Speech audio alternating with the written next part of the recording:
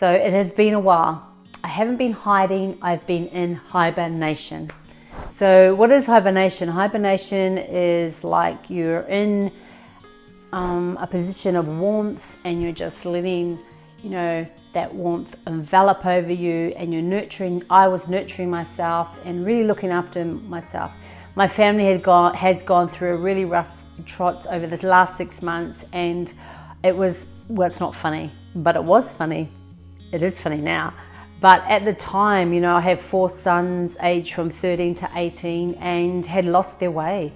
And, you know, I'm out there sharing with the world my awesome message, and was doing these live shows and was in Las Vegas last year, and I'm like nailing life. Just life is awesome. And then all of a sudden, Nick Minette, my family is falling apart. Like, I can laugh about it now, but I tell you, man, it was all kinds of fucked up. Like, seriously.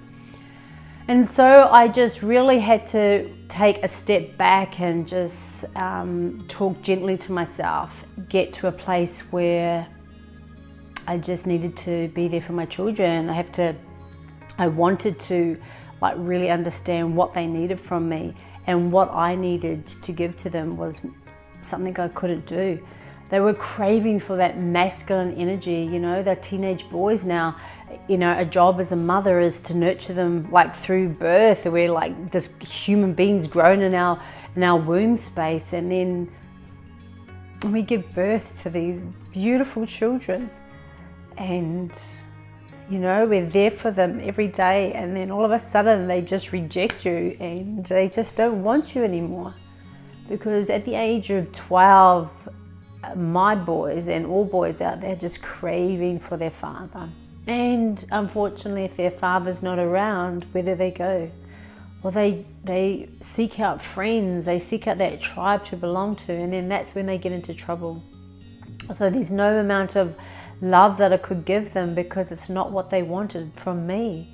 And so I had to take a really good hard look at myself, and that it wasn't about me. It's nothing that I'm doing wrong. I just had to put systems in place so they could move to that next level. My children were hurting, I was hurting. So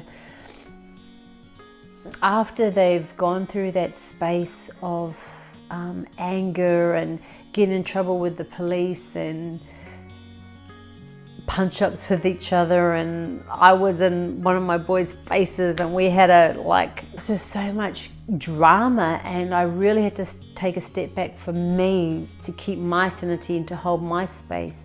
So whenever they needed the mother love, that nurturing, I was there for them, because I was looking after myself. I had that strength that I needed, so that when they needed to come to me, that they would be.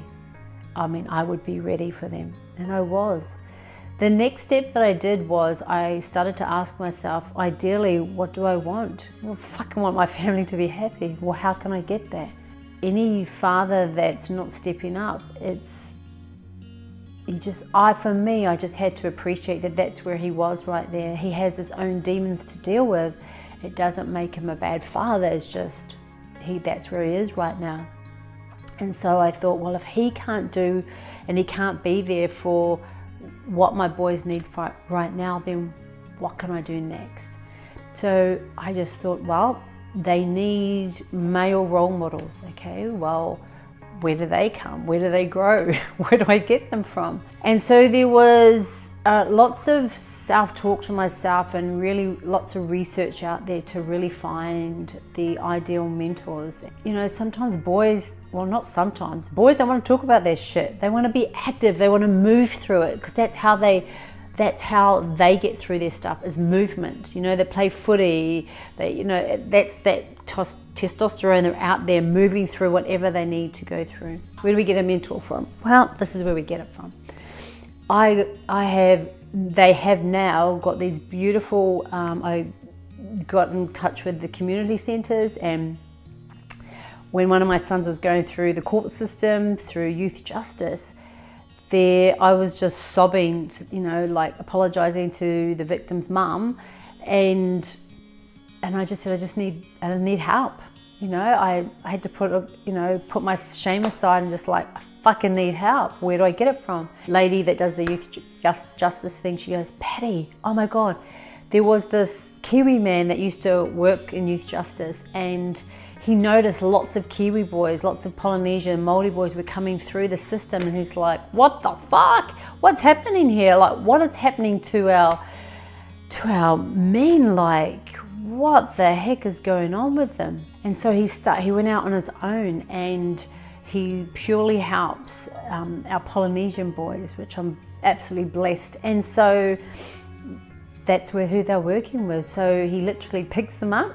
But I want to share it with you that whatever's going on in your life, yeah, it may suck donkey balls, but if you can concentrate on not what's not working, but what you can do, I'm telling you, it'll take you to a whole different level. And I have been emotional through this video because it fucking hurt.